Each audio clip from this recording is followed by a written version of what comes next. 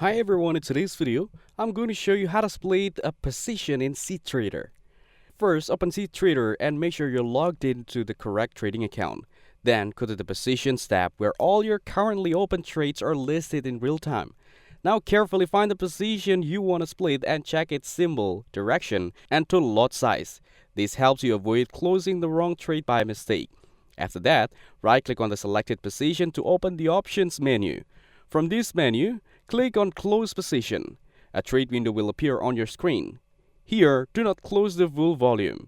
Instead, enter a smaller volume than the original lot size. For example, if the trade is 1.00 lot, you can enter 0.50 lots to close only half of the position.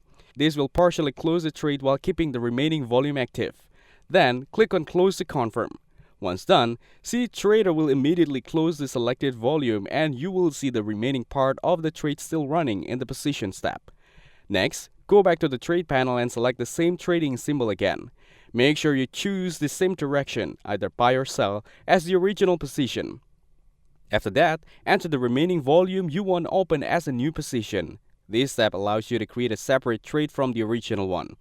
Now, before placing the trade, set a different stop loss and take profit if needed.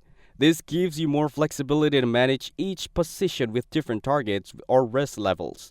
Finally, place a trade. You will now see two separate positions for the same asset, each with its own volume and risk settings, allowing better trade management in cTrader.